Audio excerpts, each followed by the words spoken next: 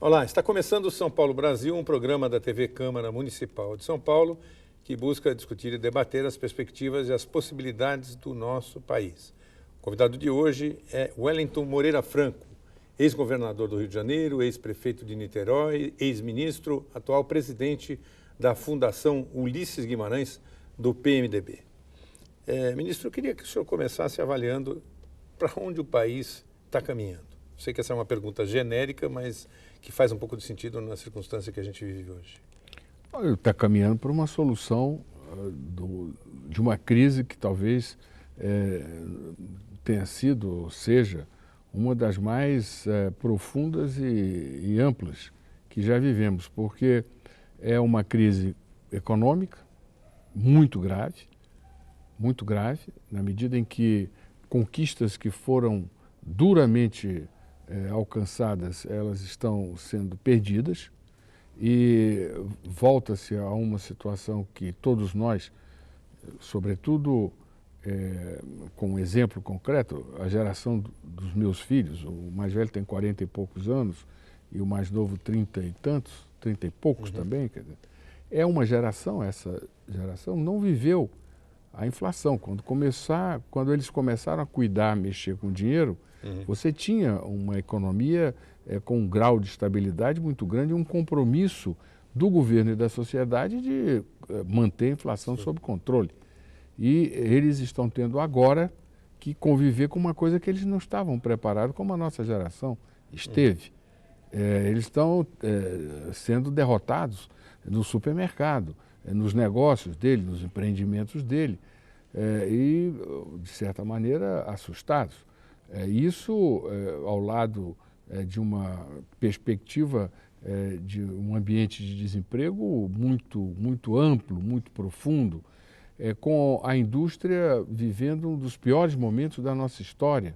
Nós que temos, talvez fora do mundo desenvolvido, das economias desenvolvidas, tipo Inglaterra, França, Estados Unidos, Alemanha, para citar algumas, o Brasil seja uma das poucas economias do mundo que tem uma base industrial sofisticada, moderna.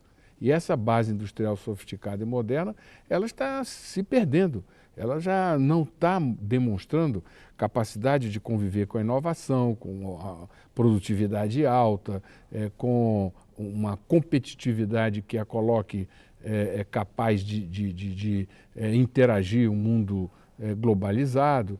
E essa crise econômica, ela vem com uma crise política e uma crise moral, porque essa operação Lava Jato, que sucede aos problemas anteriores do mensalão, quer dizer, cria na sociedade um ambiente que todos nós achávamos que já tínhamos superado, que é uma banalidade do uso do dinheiro público e da máquina pública de maneira mais, lamentavelmente não tenho o termo, mais descarada possível, porque você ouvir depoimentos de alguns depoentes na comissão que a Câmara tem sobre a Petrobras é assustador.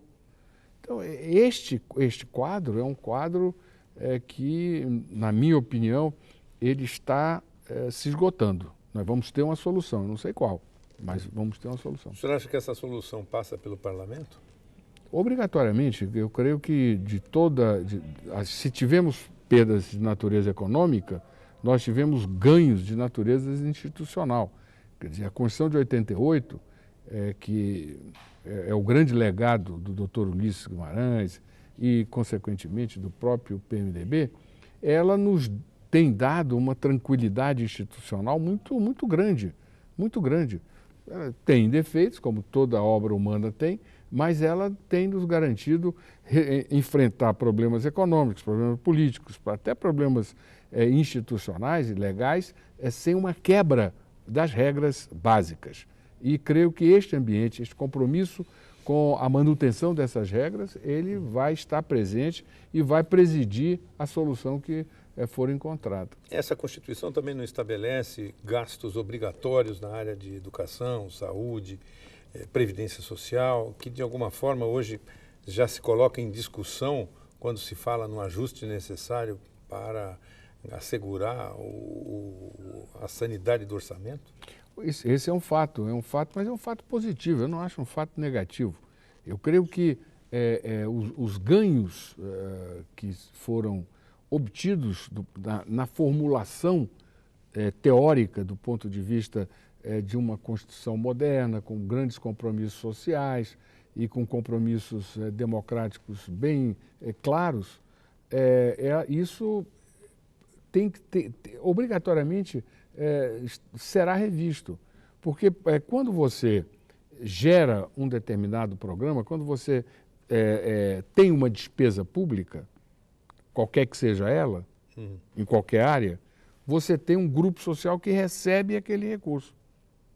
Sim. Então, quer dizer, o que a sociedade vai ter que discutir, agora até em função da crise com muito mais segurança, é quais as áreas que os brasileiros estão dispostos a contribuir para que o Estado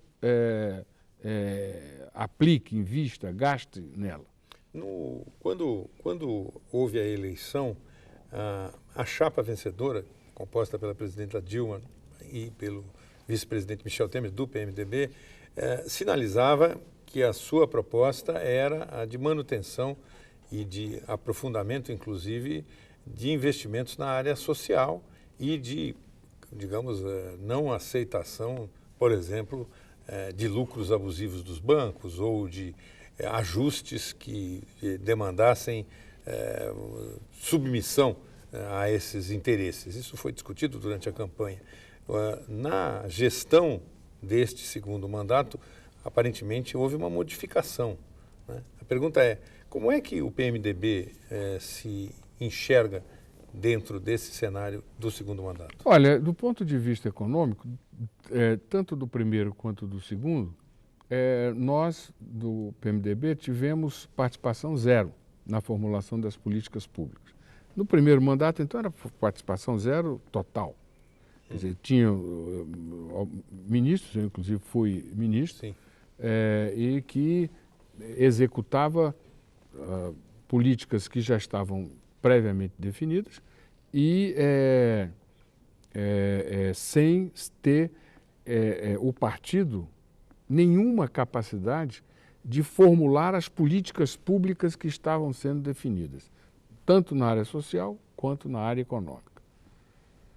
E nem também participávamos da atuação política. No segundo mandato, em função das dificuldades, continuamos sem participar da formulação na área econômica, mas tivemos possibilidade, através de uma solicitação da presidente Dilma, que o vice-presidente Michel Temer e, consequentemente, o PMDB participasse da articulação política. Mas com muita dificuldade, porque o governo, ele, diante dessa crise, ele trata os aliados de uma maneira muito dúbia. Então, a mesma dubiedade que se observa no tratamento que é dado ao Levi, que tem, como você próprio falou, uma perspectiva, uma visão econômica totalmente distinta da visão econômica da presidente, a mesma dubiedade que é dada a ele no trato, no apoio às iniciativas que toma, o vice-presidente Michel Temer teve ao longo do processo de articulação política. Conseguimos, e a tarefa foi aprovar o ajuste, porque nós do PMDB, e aí é uma diferença de política econômica, porque nós temos lado, nós sempre fomos favoráveis a ter equilíbrio fiscal. Foi o PMDB que relatou o Plano Real. O líder do PMDB na Câmara dos Deputados foi o relator do Plano Real. E nós tínhamos a maioria que aprovou o Plano Real na época do presidente Itamar. Nós apoiamos o programa de reformas do presidente Fernando Henrique, inclusive eu fui relator da reforma administrativa. E as mudanças das regras previdenciárias, naquela época, idem. Nós apoiamos e tivemos uma participação ativa em toda a montagem da lei de responsabilidade fiscal. Então, nós apoiamos o ajuste no Lula também, porque um dos maiores dos mais fortes programas de ajuste que a economia brasileira viveu foi dos 2 ou 3 primeiros anos do governo Lula, e o primeiro mandato dele foi um mandato para organizar a economia. Ou seja, ele manteve os compromissos macroeconômicos, os princípios macroeconômicos, que é fundado numa inflação controlada, num equilíbrio fiscal, num câmbio que seja adequado às necessidades da economia, não para controlar a inflação, ou seja, princípios que permitiram que nós obtivéssemos resultados excepcionais na área social, com a ascensão de 40 milhões de brasileiros ao mercado de consumo. Pois bem, nós apoiamos agora o ajuste. Nós nunca mudamos de posição. O PT mudou e o PSDB mudou. Na época que o Fernando Henrique era presidente, o PSDB era favorável ao ajuste e essas medidas todas que ele agora votou contrária. Na época o PT votou contra e agora o governo do PT encaminha e encaminhou essas medidas. Nós do PMDB votamos no Fernando Henrique, votamos no Lula e votamos agora da mesma maneira. Porque nós acreditamos que é importante para você gerar riqueza, produzir riqueza, você ter equilíbrio, você gastar o que arrecada. O Estado não pode continuar gastando mais do que arrecada. Não existe essa hipótese. A inflação, não existe inflação pequena. A inflação ela não é útil em nenhuma circunstância, nem quando é pequena e muito menos quando é grande. E ela pequena, havendo uma certa leniência no trato com ela rapidamente fica alta, como agora nós estamos vivendo. Então nós temos esses princípios. Aí vem a sua pergunta. Esses princípios não eram princípios praticados no governo de coalizão, não havia um mesmo entendimento sobre essas questões. Sobre outra questão, nós sempre achamos que quando se vai para o processo de concessão, você não pode regular ganhos de capital. Quem regula ganhos de capital é o mercado. Ou então você não dá para você ficar no muro, no meio termo, como se quis ficar, praticar regras de economia de mercado com controle do Estado. Isso não existe nunca. E a experiência do século passado, em vários regimes, tanto em economia de Estado forte, como o comunismo, enfim, em ditaduras, nunca deu certo querer se substituir o mercado na definição de determinados valores. Muito bem. São Paulo Brasil faz um rápido intervalo e a gente volta num instante.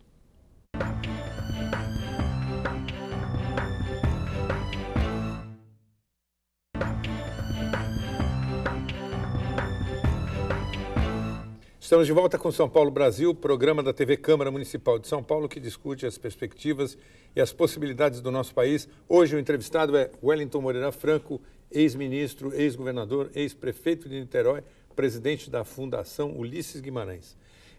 O PMDB, a que o senhor atribui essa constância de lado, tem uma característica muito evidente, que é uma grande quantidade de líderes regionais, né, que tem uma força importante, porém, nos últimos anos, desde, na verdade, da gestão do governo Sarney, a não realização de um comando federal. Ele chegou, inclusive, a ter candidatos após Sarney, mas não chegou lá e, nos últimos 5 mandatos, eu creio, não se dispôs a disputar a presidência. Por quê? Olha, esse é um problema gravíssimo. Porque o grande sonho da massa de militantes, dos militantes do PMDB, é eleger o presidente da República. Só que ter candidato não é uma coisa difícil. Nós já tivemos candidato. Sim. E temos bons nomes hoje para vir a ser candidato. O que é necessário é você ter uma candidatura. E na candidatura, além do candidato, você precisa hoje, eu vou citar que é a tarefa que me coube, o presidente Michel Temer me deu essa tarefa quando assumi a Fundação Ulisses Guimarães, é preparar o partido para as eleições de 2018. Então, nós temos que ter, além do nome, nós precisamos ter um programa de governo que ele não só atenda às esperanças de mudança, de transformação, de estabilidade, e, sobretudo, a um valor que é fundamental, é a convicção, a certeza que as pessoas têm que os filhos viverão melhores do que o pai, do que ele. Porque vivemos numa sociedade em que as oportunidades são para todos. Há um ambiente de liberdade de oportunidade, de estímulo às oportunidades. E, então, nós precisamos ter um programa que gere, do ponto de vista das políticas públicas, este ambiente. Além de um programa que emocione por causa disso, e que seja coerente do ponto de vista da política econômica, nós precisamos ter o partido como um exército que conviva com o ambiente tecnológico atual, que é absolutamente diferente dos anos anteriores. Os 10 últimos anos, do ponto de vista da comunicação, mudou barbaramente. Para você ter ideia, o PMDB ainda não tem um cadastro que seja confiável, que permita fazer com que o militante participe de deliberações, de políticas e até de projetos na Câmara online. E hoje você já tem tecnologia para isso. E você só terá condições de ter um partido com uma candidatura forte se você criar isso, se você tiver acesso a essas tecnologias e divulgá-las, democratizá-las, para que todos possam vir a ter. Nós precisamos também ter um nível de organização que permita que a nossa regra, e é uma regra que nós temos 50 anos, e que ao longo desses 50 anos nós deixamos isso claro. O único compromisso do PMDB é com o Brasil. O PMDB tem demonstrado ao longo desses anos todos compromisso com o Brasil. Alguns chamam isso de governabilidade, outros chamam que gosta de ficar em qualquer governo, outros chamam...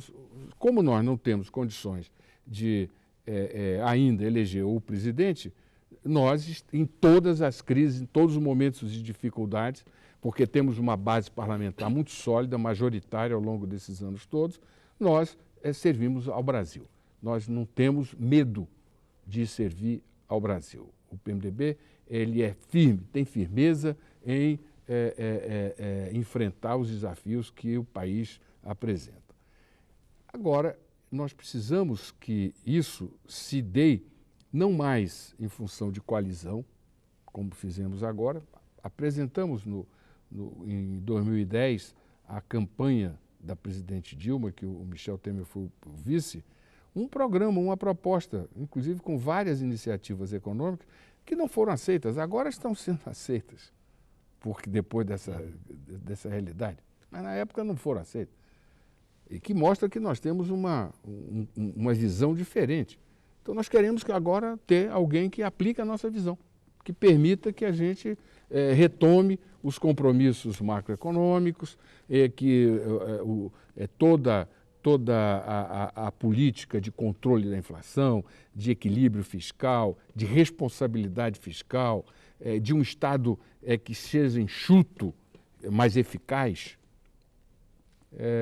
possa isso vir a ser realidade. Nós não queremos mais sermos uma força secundária e estamos nos preparando para isso. O PMDB comanda hoje a Câmara e o Senado. Existe um traço de união entre o comando dessas duas casas e o PMDB que está no governo?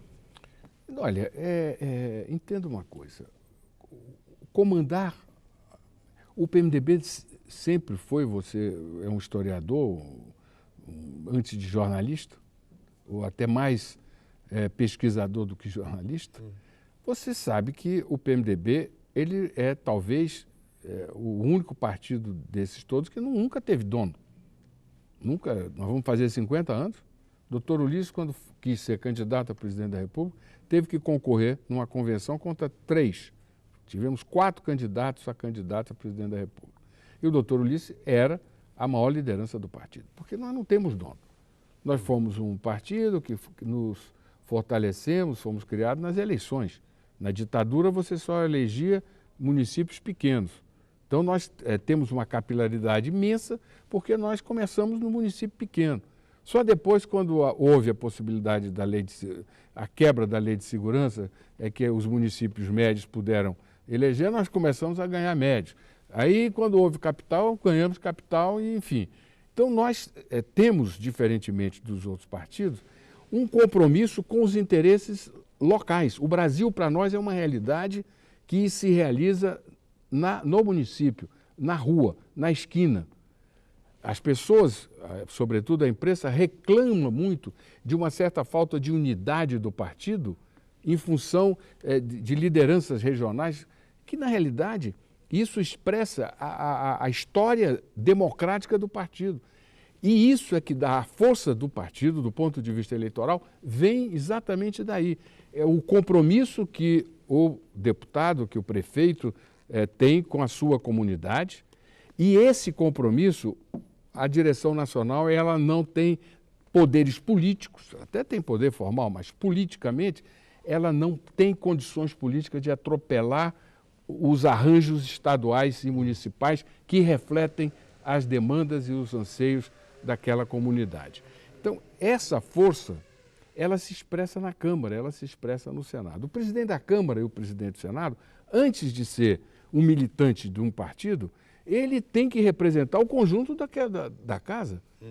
Agora, o que nós vemos, do ponto de vista mais geral, é que com os 2 presidentes que lá estão, o Congresso brasileiro passou a ter protagonismo.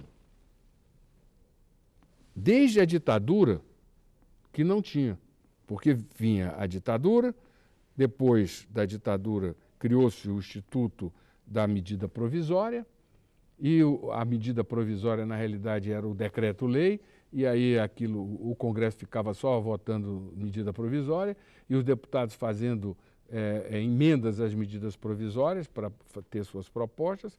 Agora, só agora, com eles 2, o Congresso volta a ser uma referência de deliberação política, de deliberação legal. E eu acho isso um ganho que nós não devemos perder. Não importa se há, de vez em quando, um desaguisado do presidente da Câmara com a presidente da República, do presidente do Senado com o presidente da Câmara com o presidente da República. Isso é do jogo.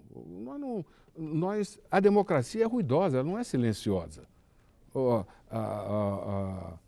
O consenso é uma utopia autoritária. Você só tem consenso quando você tem alguém que diz isto. Aí tem consenso. Na democracia você tem maioria. Então eu creio que o grande ganho que nós estamos vendo com as 2 presidências do PMDB é que o Congresso voltou a ter protagonismo. Ministro, mais um rápido intervalo. Voltamos daqui a instantes com São Paulo, Brasil.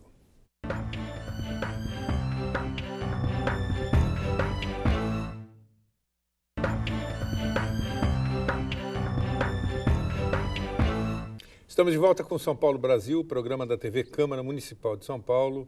Hoje entrevistando Moreira Franco, ex-ministro, ex-prefeito de Niterói, ex-governador do Rio de Janeiro, presidente da Fundação Ulisses Guimarães. O senhor começou a sua vida política no movimento estudantil, ainda secundarista, na AP, que era uma organização católica de esquerda.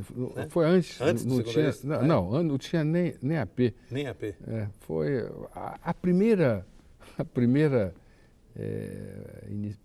participação que eu tive, inclusive, houve no Rio de Janeiro, em 57, no governo do Juscelino, logo nos primeiros anos do governo do Juscelino, acho que foi em 57, uma greve de bonde. Sim.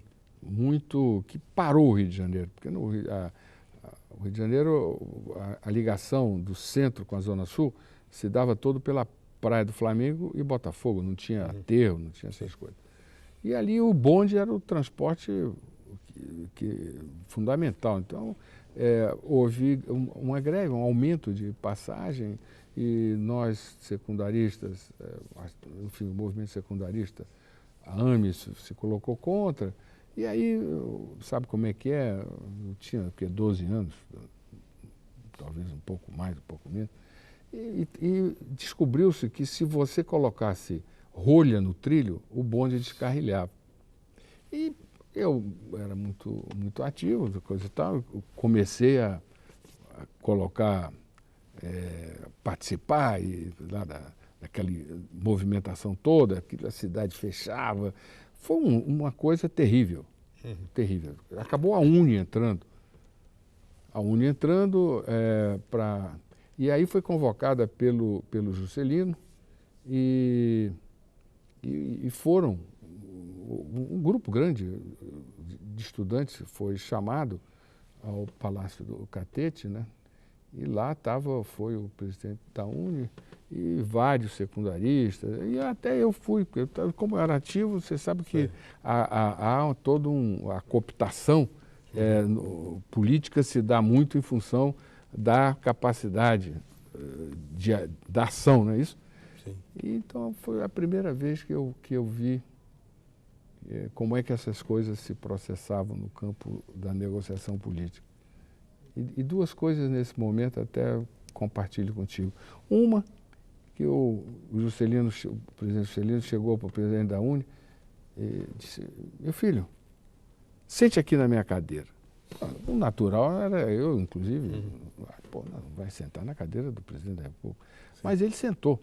Sentou, o Juscelino tomou um susto e vira-se para ele e disse: vem cá, ou você acaba com essa greve, ou os militares vão me dar um golpe, porque havia uma pressão sobre de golpe muito grande nessa época, né? Não queriam que o Juscelino concluísse o governo. E depois acabou tudo, coisa e tal, e foi o Juscelino fazer uma visita de agradecimento na sede da UNE, que era perto do Palácio do Catete, né? E então ele entrou lá, o auditório da UNE cheio, ele entra no corredor central e ele, debaixo de vaia, não ia querer entrar no ambiente estudantil debaixo de aplauso, né? Vaia, o auditório em cima, vaia. Ele vai, sobe lá o palco, fica tomando vaia, olhando, aí pega o microfone e diz: feliz o povo que tem a possibilidade de ter os seus jovens vaiando o presidente da República, porque esse povo vive na democracia. Aquelas mesmas pessoas que estavam vaiando aplaudiram. E aí as coisas começaram. E como é que começa a sua participação como político, efetivamente? Em 74, eu tive fora, né, onde fiz meus estudos de pós-graduação. Voltei em 72, comecei a dar aula na Universidade Federal Fluminense de Economia, né? Eu dava aula de Sociologia na Faculdade de Economia. E ali eu fui para o MDB Jovem e acabei, em 74, sendo candidato a deputado federal. Aliás, fui o deputado federal mais votado naquela época, uma coisa inédita, de mais de 100 mil votos. E aí começou. Aí teve primeiro prefeito eleito de Aí Niterói, depois, exatamente, depois prefeito. O governo no Rio de Janeiro. Depois o governo do Rio. Derrotando o Darcy Ribeiro, na sucessão do Brizola. Depois o deputado federal. Teve 3 mandatos como deputado. Agora, por que o senhor abandonou, ou pelo menos há essa declaração, a ideia de cargos executivos, enfim, de se concorrer em 2006? Não, o que é o seguinte, a Câmara mudou muito, sabe? E o mandato, esse último mandato meu, foi um mandato que é muito ruim. Não só para mim, mas para todo mundo, porque foi exatamente o mandato do mensalão. Então a Câmara se transformou em um tribunal. Eu não quis ser advogado, eu nunca quis ser advogado. Eu tenho muita admiração pela ciência jurídica, pela atividade intelectual, pelo esforço de formulação que a atividade intelectual do advogado impõe, Mas não é uma coisa que me agrada julgar as pessoas, condenar as pessoas. Eu nunca quis ser isso. Nunca fiz política dessa maneira. E, na realidade, a Câmara virou isso. Ao invés dos malfeitos serem resolvidos no Poder Judiciário, onde deveria ser, e a Câmara cuida da coisa política, a Câmara passou a ficar cuidando de malfeitos, com inquéritos, levantamentos e votação. E eu fui, no movimento estudantil, eu fui contemporâneo do Zé Disseu. O Zé Disseu, ele foi, o Jean Marc, que era o presidente da UNE, que foi eleito aqui, era de AP. O Zé Disseu não era, mas o Jean Marc era um amigo, coisa. Eu acabei convivendo com ele por força da minha atuação como dirigente de AP. Pô, então é uma coisa de um grande constrangimento, eu lá vendo um cara que esteve comigo como jovem, adolescente, pô, na ponta de uma fila, pedindo voto, sendo julgado, e acabou sendo cassado. Não é isso que é o mandato. O mandato não pode ser isso. O mandato não pode ser... nós temos que fazer um esforço enorme para fazer com que o Congresso volte a ser uma casa de formulação de políticas públicas, de discussão de políticas públicas, de avaliação da ação de governo, de políticas públicas, e deixar que o Poder Judiciário ele cumpra o seu papel de julgar, de investigar com o Ministério Público, a polícia, e ter todos os procedimentos, condenar, e aí sim o Congresso entra para, se for um deputado condenado, ele, está entendendo, não poderá ter mandato. E é a consequência natural. Agora, esse processo ser levado para o Poder Legislativo transforma a Câmara num grande júri. E não foi e não tem sido e não será positivo, não será benéfico para a democracia brasileira. Muito bem, mais um rápido intervalo. São Paulo Brasil volta daqui a instantes.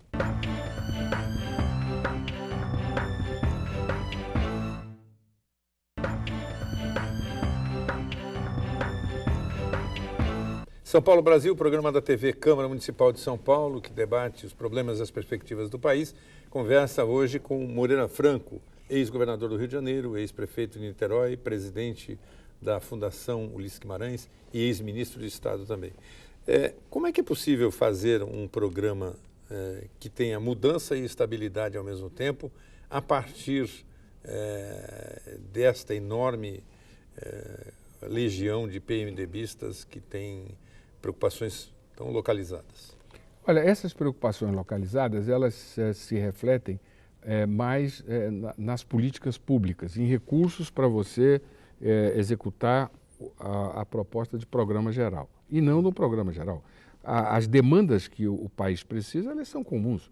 As pessoas querem emprego, as pessoas querem saúde de qualidade, as pessoas querem educação inclusive no ensino básico, no ensino fundamental, para que você possa melhorar a produtividade, a qualificação da mão de obra brasileira.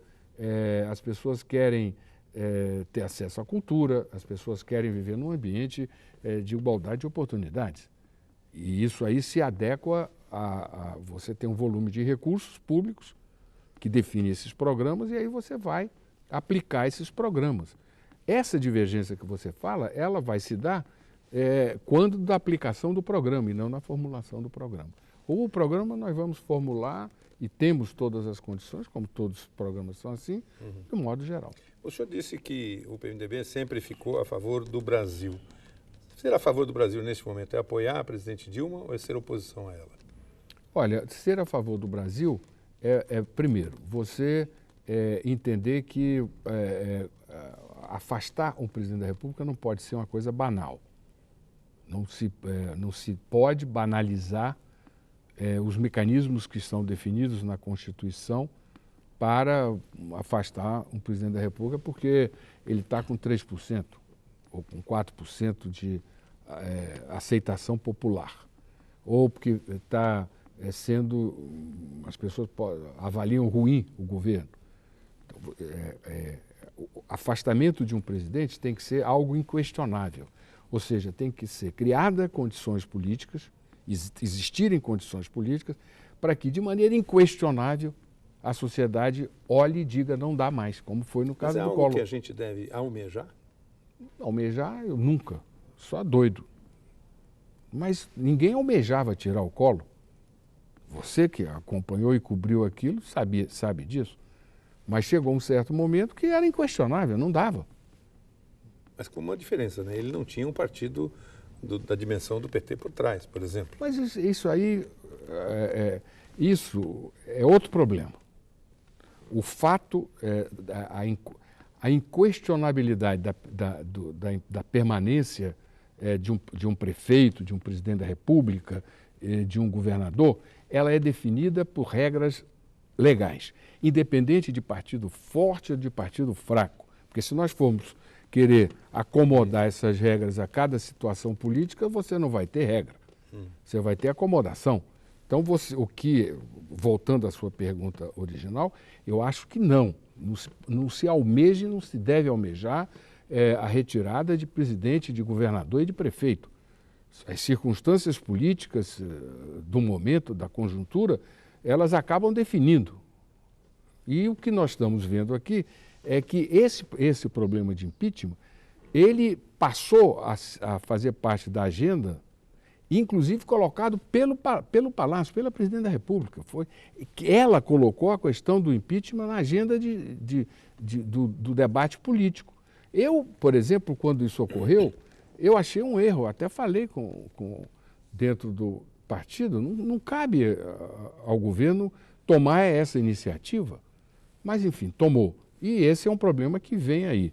Agora, nós do PMDB, nós não estamos conspirando, nós não estamos trabalhando para criar uma situação inevitável. Agora, nós estamos observando, nós estamos avaliando, nós estamos vendo que as perdas econômicas, sociais que a sociedade brasileira vem tendo, elas estão crescendo. E isso tem que parar. Nós temos que encontrar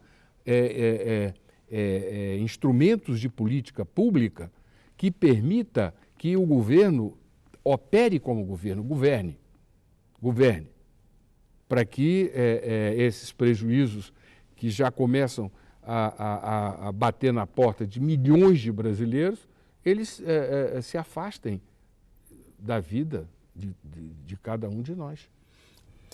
Vamos fazer mais um rápido intervalo e São Paulo Brasil volta daqui a instantes.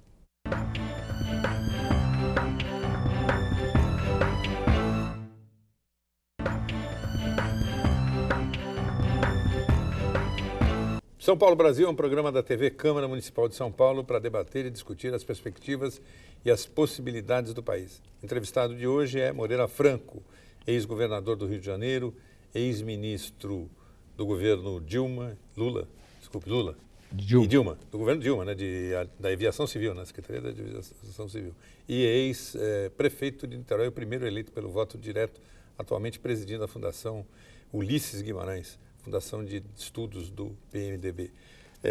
Ministro, essa questão em que a gente vive hoje, digamos, reduz o seu otimismo? O senhor acha que o Brasil vive uma crise que pode fazer perder uma década ou é uma nuvem passageira? Não é nuvem passageira. Não é nuvem passageira. Por quê? Porque é muito grave. É muito diferente. O mundo mudou muito.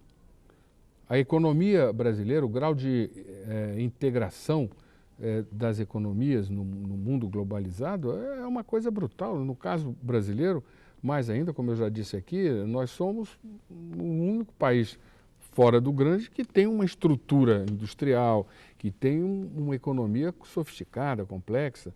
Nós temos no agronegócios, por exemplo, se não fosse essa infraestrutura deplorável, a nossa capacidade de competir é brutal. A competitividade faz com que, por cada metro quadrado, ou cada hectare, você tenha uma produtividade imensa, muito maior do que dos Estados Unidos e de outros países. Mas se perde muito porque é uma infraestrutura absolutamente predatória. Então, nós temos que resolver essas questões. E essas questões, você tem, do ponto de vista da política econômica geral, ou seja, dos fundamentos macroeconômicos e das alternativas e do trato de determinados instrumentos de política econômica que foram errados. Hoje está se tendo que consertar os erros que foram cometidos, e esses erros eles nos colocam numa situação de muita dificuldade. O esforço que vamos ter para reorganizar a economia brasileira vai ser muito grande, porque você vai no setor petróleo, nós que tínhamos em Macaé, no estado do Rio de Janeiro, certamente, se não o primeiro, o segundo polo, núcleo de produção de óleo e gás do mundo, está arrebentado. Nós temos município como Itaboraí, onde estava sendo construído o polo petroquímico, que tem 25 mil pessoas na rua, num município pequeno, desempregado. E isso você vai proliferando. Toda a cadeia de óleo e gás foi ao chão. Aí você vai para o setor elétrico, problemas gravíssimos no setor elétrico. Aí você vai para o setor de açúcar e álcool, idem, nós tivemos uma presença muito importante no mundo e até uma contribuição para o meio ambiente, nós destruímos esse setor. E aí você vai andando e você vai encontrando essas dificuldades. Então nós vamos ter que ter muita serenidade e muita firmeza para definir um rumo com clareza, com começo, meio e fim, e que as pessoas possam compreender qual é o rumo que está se adotando. Não é só ajuste fiscal. Ajuste fiscal não resolve. Ajuste fiscal não resolve. Ajuste fiscal é uma ferramenta para te permitir que você possa olhar o futuro e dizer: eu quero alcançar aquele ponto, com a reorganização do nosso parque industrial, com o aumento da produtividade, com a modernização da nossa legislação, com a diminuição da máquina pública. Ou seja, isso tudo deve acontecer antes de 2018? Tem que acontecer, claro que tem que acontecer. Você veja, se você compara o que nós éramos, do ponto de vista dos números, o que nós éramos no final do ano passado, começo deste ano, e a situação econômica atual, você vê que a profundidade e a extensão do esgarçamento, da degradação desses números. E se isso não for interrompido, isso não para. E não para, e é bola de neve, quer dizer, ela vai crescendo. Isso não vai diminuindo com o tempo. Ele cresce, então tem que ter um ponto de inflexão. Esse ponto de inflexão vai exigir medidas muito, muito duras. E estão exigindo. Então, hoje, os dirigentes do Brasil estão sendo convocados para tomar medidas duras. E é preciso que essas medidas elas venham com uma cobertura de credibilidade enorme, para que as pessoas, não só no Brasil, mas fora do Brasil também, porque hoje a economia é uma coisa só, elas confiem no rumo que está se dando e nas pessoas que estão tocando esse rumo. Muito bem. Fazemos mais um rápido intervalo. São Paulo Brasil volta já já.